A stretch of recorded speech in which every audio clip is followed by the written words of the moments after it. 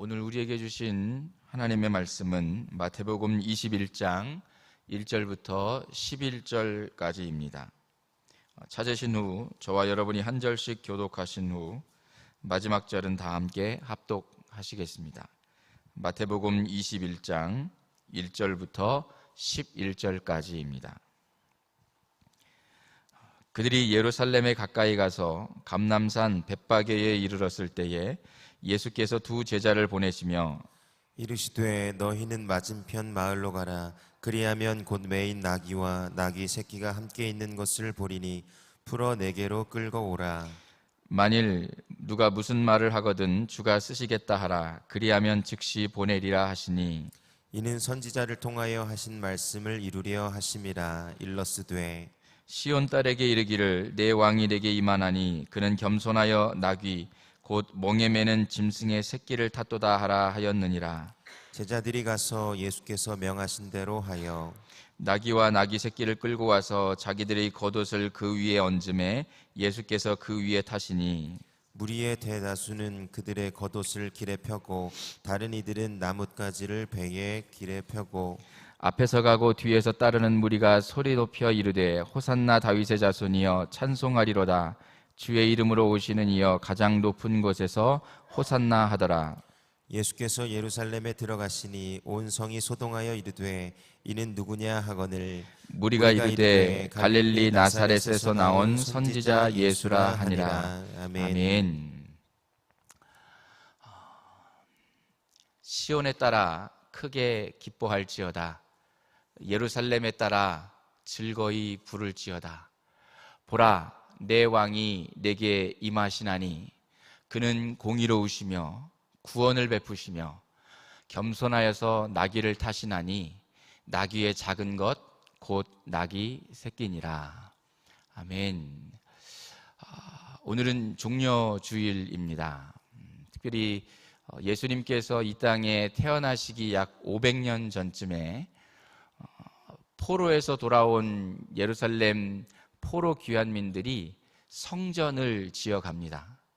성전을 짓는 가운데 여러 방해와 어려움을 겪으면서 성전을 짓는 일이 중단되는 일이 벌어지는데 그때 두 명의 선지자가 나타나서 성전을 우리 함께 짓자라고 온 하나님의 백성들을 격려하는 그러한 사역을 감당합니다.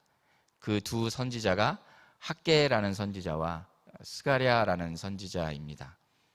특별히 오늘 제가 말씀으로 서두에 축복한 이 스가랴 9장 9절 말씀입니다. 성전 건축을 독려했던 스가랴 선지자는 특별히 메시아가 오실 것이라는 내용을 예언을 여러 차례 했던 선지자로도 유명합니다. 그 중에 한 절 말씀이 메시아 예언에 대한 스가랴 9장 9절 말씀입니다. 너희의 왕이 우리에게 임하시겠다라는 것입니다. 우리의 왕 되신 예수 그리스도께서 우리에게 오시겠다라는 것입니다. 이 선지자가 예언한 이 말씀대로 약 500년 후에 우리 주님께서 말씀이 육신이 되어 우리 가운데 오신 줄로 믿습니다. 그 예수님은 어떠한 분이시냐 하면 뒷부분에 나와 있는 것처럼 공의로우신 분이라고 그랬습니다. 그리고 그 이름 그대로 우리에게 구원을 베풀어 주시는 분이십니다. 뿐만 아니라 세 번째로 언급하고 있는 것처럼 겸손하셔서 나귀 새끼를 타고 오신다라고 되어 있습니다. 오늘 함께 읽은 본문 21장 4절에 보면 예수님 나오시는 부분을 이렇게 이야기합니다. 이는 선지자를 통하여 하신 말씀을 이루려 하신다라는 겁니다. 우리 주님이 왜 예루살렘 성에 입성하시면서 나귀 새끼를 타고 오셨는가? 말씀을 이루기 위해서라는 것입니다. 말씀을 순종하기 위해서라는 것입니다. 바라기는 성전에 나와서 함께 예배드리는 우리 보배로운 성도 여러분, 그리고 모바일로 각자의 처소에서 예배드리고 있는 보배로운 성도 여러분, 말씀을 이루기 위해서 조그만 것 하나하나까지 그 말씀 따라 순종했던 예수님처럼 여러분이 걸어가는 십자가의 여정 속에서 늘 말씀을 이루기 위해, 말씀에 순종하기 위해 몸부림치는 복된 성도분들 되시기를 이 약속의 말씀으로 축복합니다. 제가 사진을 몇 컷 준비를 했습니다. 오늘 본문 말씀의 배경이 되는 예루살렘과 베다니, 벳바게 이 지역을 한번 여러분들에게 사진으로나마 한번 보여드리겠습니다. 첫 번째 사진 보여주실까요? 여기가 벳바게와 베다니가 있는 동네입니다. 제가 표시를 해놔서 조금 보시기가 어떨지 모르겠습니다. 여러분이 보고 계신 밑에 쪽 오른쪽 거기가 베다니라는 동네입니다. 예루살렘 남동쪽으로 약 2km 정도 떨어져 있는 곳입니다. 베다니 문둥병자 시몬이 살던 동네, 베다니의 3남매 나사로와 마르다와 마리아가 여기에 살았다라는 것입니다. 거기서 길을 따라서 조금 올라가면 벳바게라는 동네가 나옵니다. 그러니까 오늘 본문에 벳바게로 가시다가 예수님이 제자들의 두 사람을 보내시죠. 건너편 마을로 가라, 이 얘기를 하십니다. 예루살렘으로 입성해 가시는 이 성경 본문이 마태, 마가, 누가, 요한복음에 다 기록이 되어져 있는데, 특별히 누가복음 19장에 보면 감람원이라고 불리는 산 쪽에 있는 벳바게와 베다니로 가셨을 때 주님이 제자 둘을 건너편 마을로 가라, 거기서 나귀를 끌고 오라 라고 말씀을 주고 계십니다. 그러니까 지금 여러분이 보고 계시는 오른편에 밑에 쪽에 베다니, 그 조금 위로 올라가서 벳바게가 있다면 잘은 모르겠지만 아마 건너편 마을로 가서 나귀를 끌고 오라 그랬으면 길 건너편 마을에 있는 그쪽에서 제자들이 나귀를 풀어오지 않았을까, 이렇게 한번 그림을 그려보시면 좋을 것 같습니다. 자, 예루살렘 남동쪽에서 이렇게 본 모습이고, 지금 저 꼭대기에 성전산이라고 표시된 부분이 예루살렘의 성전이 있는 곳이 되겠습니다. 이번에는 성전산이 있는 그쪽에서 동쪽을 바라보면서 한번 보시겠습니다. 네, 좀 보시기가 조금 불편하실 텐데, 여기는 좀 중앙에 조그맣게 황금돔이 있는, 거기가 예루살렘 성전산이 있는 곳입니다. 거기에서 저쪽으로 바라보면 제일 모서리 쪽에 파란색이 보일 텐데 거기가 사해바다입니다. 그쪽으로 노란색 표지로 두 개가 되어 있죠. 이쪽 끝에 있는 것이 베다니, 벳바게, 그리고 성전산 바로 앞에 초록색으로 조금 숲을 이루고 있는 곳이 감람산, 올리브산이라고 보시면 되겠습니다. 자, 이렇게 주님이 베다니에서부터 벳바게를 통해서 감람산을 거쳐서 기드론 골짜기를 건너 성전으로 들어오시는 장면이 되겠습니다. 자, 아까 보셨던 사진 중에 벳바게로 올라가다 보면 조그맣게 제가 동그란 표시를 해놨는데 승천돔이라고 하는 채풀이 하나 있습니다. 저기 승천돔이라고 써 있는 거 보이시나요? 올라가다 보면 이렇게 돔 모양으로 되어 있는데, 거기가 사도행전에 나와 있는 것처럼 예수님이 수많은 제자들이 보는 가운데서 감람원에서 하늘로 올라가셨다라고 되어 있는 그 자리라고 알려져 있는 곳입니다. 몇 해 전에 우리 사역자들 우리 교회에서 기도와 후원해 주셔서 성지 연구를 다녀왔었는데 그때 저기도 한번 가본 적이 있거든요. 사진을 한번 보실까요?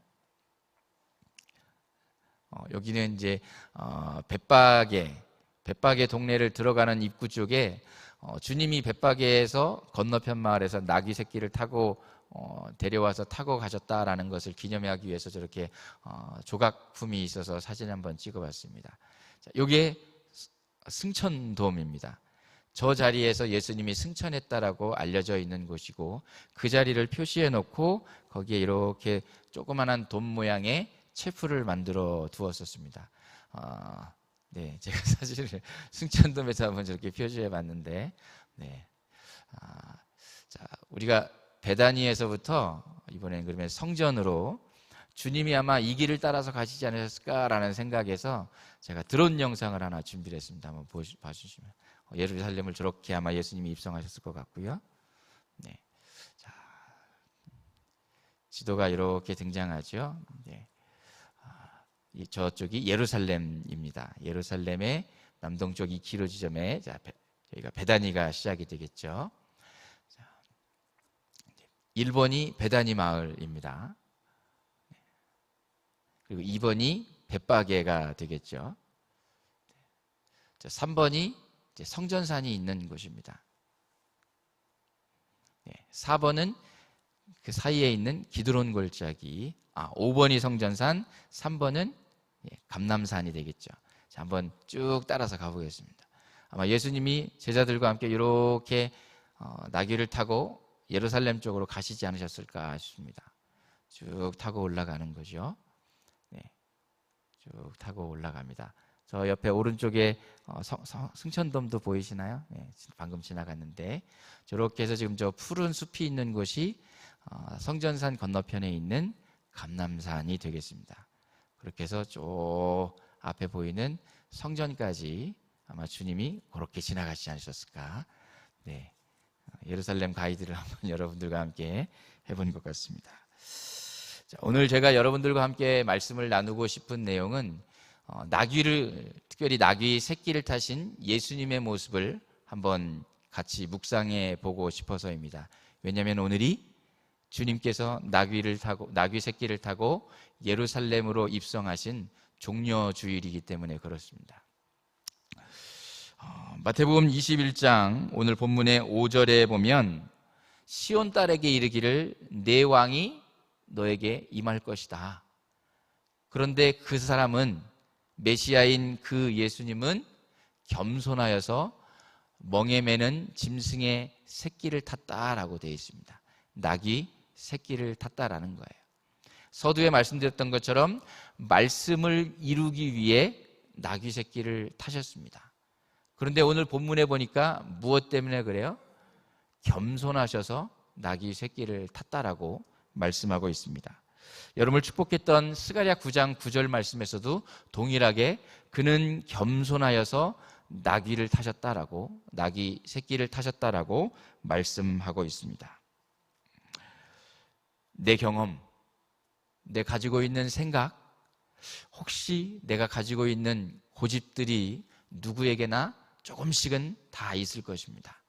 그런데 우리 주님은 그러한 것들을 다 내려놓고 말씀을 응하기 위해서, 말씀에 순종하기 위해서 나아가셨다라고 함께 나누었습니다.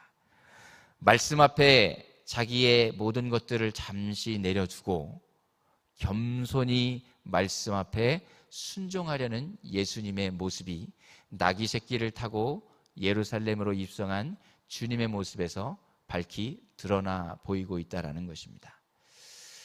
예루살렘으로 올라가는 예수님처럼 거룩한 주의 날 성전으로 나온 여러분들의 모습은 어떠한지 이 시간 한번 같이 고민해 보았으면 좋겠습니다. 혹시 내가 가지고 있는 생각 가지고 나오진 않으셨는지, 나의 어떠한 계획, 고집을 가지고 나오진 않으셨는지, 바라기는 여러분들도 주님처럼 겸손하게 말씀 앞에 그러한 것들 잠시 내려놓고 말씀을 응하기 위해, 말씀에 순종하기 위해, 선포되어지는 말씀을 아멘으로 받아내기 위해 겸손히 주의 성단으로 나아오는 여러분들 되시기를 주의 이름으로 간절히 축복합니다. 자, 오늘 본문에 보니까 나귀 새끼를 뭐라고 표현했는가 하면 아무도 타본 적이 없는 나귀의 작은 것이라고 얘기를 했습니다. 나귀 새끼, 멍에를 한 번도 쥐어본 적이 없는 존재입니다. 경험도 없고 누구 하나 주목하지 않은 보잘것없는 존재가 나귀 새끼라고 하는 것입니다. 바로 저의 모습이지 않을까 싶습니다. 바로 여러분들의 모습일 거라고 생각이 듭니다. 아무도 데려다가 쓰지 않으려고 하는 존재, 아무도 주목하려고 하지 않는 존재. 그런데 우리 주님은 바로 그러한 존재를 찾아가셔서 데려다가 쓰셨다라는 것입니다.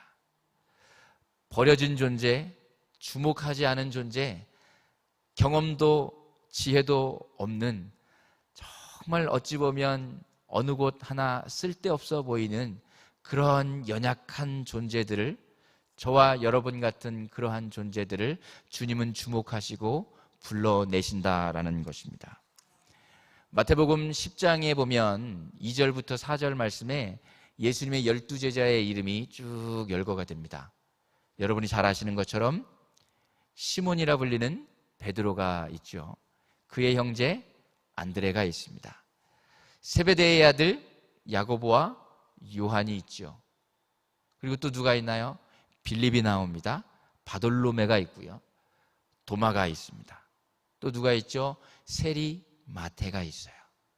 알페오의 아들 동명이인이죠. 야고보가 한 명 더 있습니다.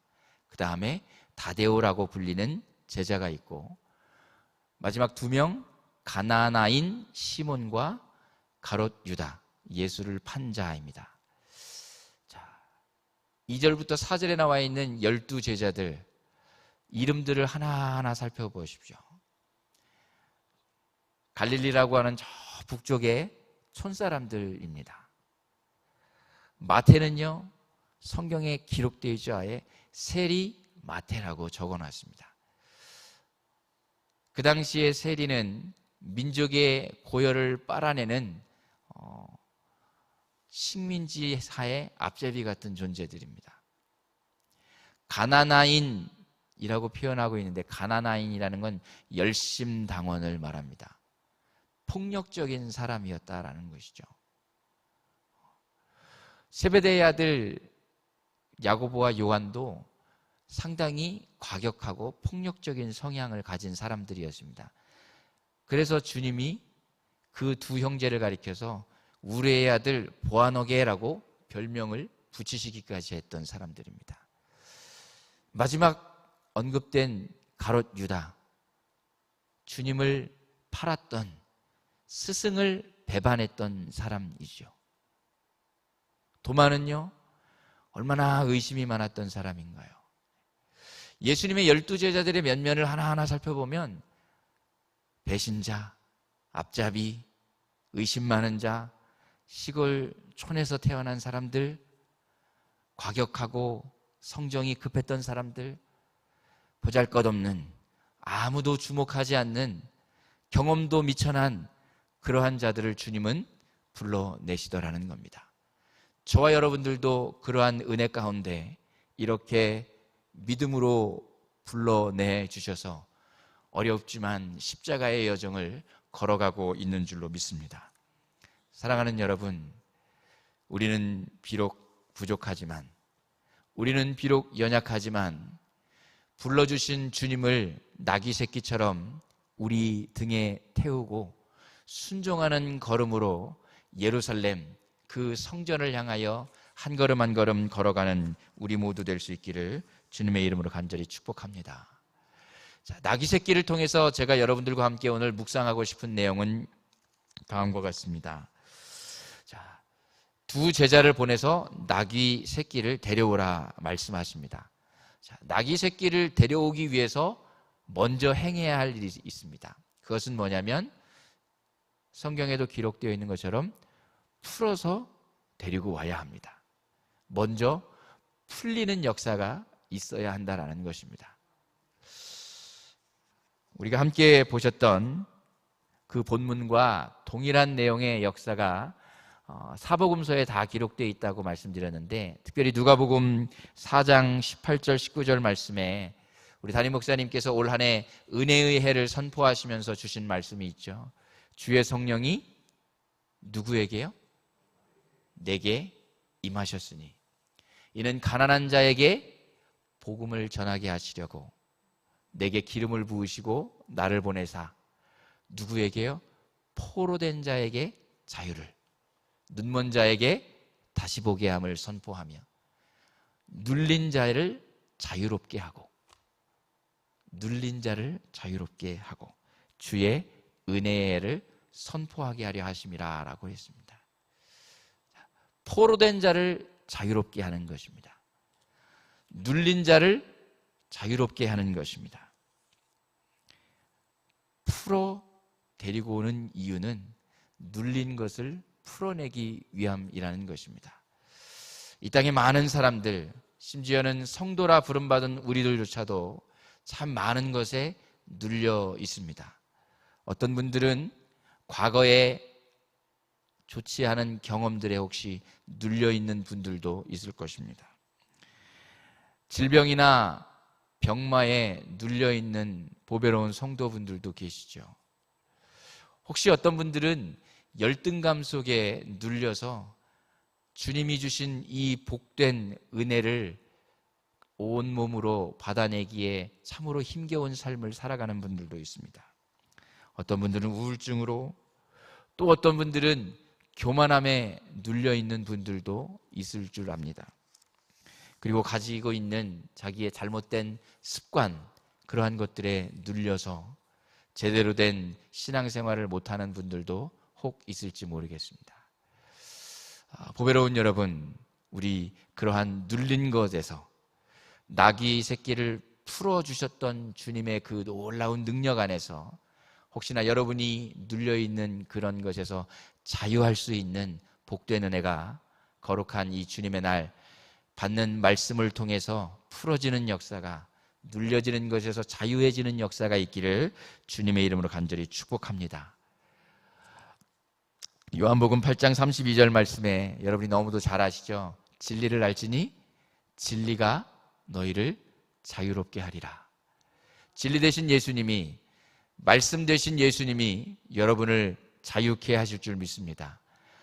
묶여있는 것, 눌려있는 그 모든 것에서 이 말씀 의지에 주님의 말씀으로, 진리 되신 예수 그리스도의 이름의 능력으로 자유케 되는 놀라운 은혜가 있어지시기를 이 약속의 말씀으로 간절히 축복합니다. 바울 사도는 갈라디아 5장 1절 말씀에서 갈라디아 교회 성도들, 아니 이 자리에서 지금 말씀 듣고 있는 우리 모두에게 이렇게 말씀하십니다. 그리스도께서 우리를 자유롭게 하시려고 자유를 주셨다라는 것입니다. 예수님이 저와 여러분들에게 자유를 주셨다라는 것입니다. 그러니 그 진리 되신 예수 그리스도를 마음속에 간직한 우리들이 해야 할 일은 무엇인가? 1절 하반절에 나와 있죠. 굳건하게 서라는 것입니다. 눌려있는 모든 것을 벗어던지고 말씀 앞에 굳건하게 서라는 것입니다. 그리고 앞으로는 더 이상 종의 멍에를 지지 말라라는 것입니다. 죄의 굴레, 우울증이나 과거의 잘못된 경험, 습관, 혹시나 교만함이나 그 모든 것들로부터 주님이 자유케 해주셨으니 말씀 의지해서 더 이상 거기에 멍에 매지 말고 말씀 앞에 굳건하게 서는 복된 여러분들 되시기를 주님의 이름으로 간절히 축복합니다. 두 번째로 나귀를 통해서 우리가 묵상해 볼 수 있는 내용은 나귀 새끼는 제멋대로 가지 않는다라는 것입니다. 자기의 등에 태운 주님의 인도를 따라가는 것이 나귀 새끼인 줄로 믿습니다. 저와 여러분이 그 걸음을 따라 십자가의 여정을 걸어가야 합니다. 나는 이쪽으로 가고 싶지만 No, 안 된다라는 것입니다. 주님이 인도해 주시는 길을 따라가는 것이 나귀 새끼된 저와 여러분이 취해야 할 모습이라는 것입니다. 자, 누가복음 12장 47절 말씀에 보면 이런 말씀이 기록되어 있습니다. 주인의 뜻을 알고 있으면서도 준비하지 않는 자, 그 뜻을 행하지 않는 종, 게으른 종은 어찌 된다고요? 매를 맞는다고 되어 있습니다. 바라기는 저와 여러분들은 이러한 불행한 인생 되지 않기를 바랍니다. 주님에게 매맞지 않도록 알고도 행하지 않는 불행한 자들 되지 않기를 주님의 이름으로 간절히 축복합니다. 예수님은 마태복음 7장에서 산상수훈에서 이런 말씀을 하고 있습니다. 나더러 주여 주여 하는 자마다 천국에 들어갈 것이 아니라 누가요? 하늘에 계신 아버지의 뜻대로 행하는 자들만 천국에 들어갈 수 있다라고 되어 있습니다. 내 생각대로 가는 것이 아니라, 내 경험을 가지고 가는 것이 아니라 인도해 주시는 대로 아버지의 뜻대로 행할 수 있어야 마지막 파이널 라인에서 천국으로 영원한 생명의 주인공이 될 수 있다는 사실을 꼭 기억하시고, 우리의 경험, 지혜 잠시 내려두고 우리의 주인 되신 예수 그리스도의 가르침을 따라 순종으로 나아가는 우리 모두 되기를 이 약속의 말씀으로 간절히 축복합니다. 나귀를 통해서 묵상하고 싶은 마지막 세 번째의 모습은 내려올 때가 있다는 것입니다. 주님이 끝까지 나귀 새끼를 타고 가지 않습니다. 아까 사진에서 보셨던 것처럼 예루살렘으로 입성은 하지만 거기까지라는 것입니다. 여러분이 잘 아시는 모세는 출애굽을 인도해낸 대단한 리더였습니다. 그렇지만 모세는 느보산까지입니다. 느보산에서 약속의 땅 가나안을 내려다보고 주님 앞에서 자기의 역할을 내려놓습니다. 그 다음부터 하나님이 사용하신 나귀는 여호수아입니다. 아마 나귀 새끼가 주님, 제가 골고다까지 같이 모시고 가면 안 될까요? 라고 혹시 물었다면 주님은 노라고 하셨을 겁니다. 우리에게 내려올 때가 있다라는 겁니다. 멈춰야 할 때가 있다라는 것입니다. 그러니 우리는 그 마지막을 늘 기억하고 준비해야 한다라는 것입니다.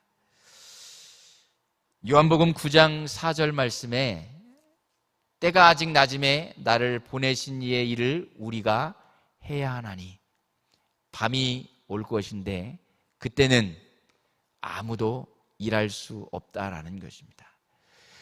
멈추어야 할 때, 내려와야 할 때가 반드시 있음을 기억하고 주님이 쓰시겠다라고 부르시는 그 순간 말씀 앞에 순종하는 저와 여러분들 되실 수 있기를 간절히 바랍니다.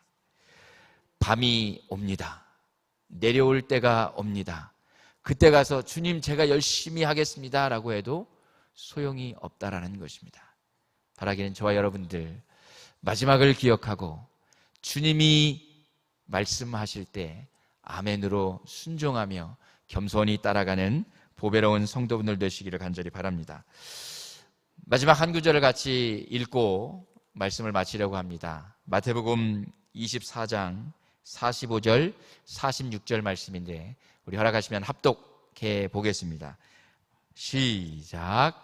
충성되고 지혜 있는 종이 되어 주인에게 그 집 사람들을 맡아 때를 따라 양식을 나눠줄 자가 누구냐? 주인이 올 때에 그 종이 이렇게 하는 것을 보면 그 종이 복이 있으리로다. 아멘. 충성되고 지혜 있는 종, 주인이 올 것을 기억하고 기다리고 있었던 종입니다. 내가 주인이 아니기 때문에 마지막을 기다리고 준비하고 있었던 종은 46절에 가니까 그 마지막 주인이 올 때 복의 주인공이 됐다라는 것입니다. 오늘 세 가지 나귀의 새끼를 통해서 묵상을 해 보았습니다. 겸손해야 합니다. 그리고 우리가 가진 눌린 것에서 자유할 수 있어야 합니다. 그리고 마지막 내려올 날을 기억하고 주어진 상황, 주어진 시간 안에서 최선을 다해 순종해야 합니다. 그 복된 모습, 오늘 주님께 쓰임받았던 종려주일 나귀새끼처럼 주님이 오라 하시는 그날까지 나귀새끼의 모습으로 겸손하게 눌린 것에서 자유하는 모습으로 마지막을 향해 준비하며 걸어가는 복된 저와 여러분들 되시기를 주님의 이름으로 간절히 축복합니다. 우리 잠시 기도하겠습니다. 오늘은 거룩한 주의 날입니다.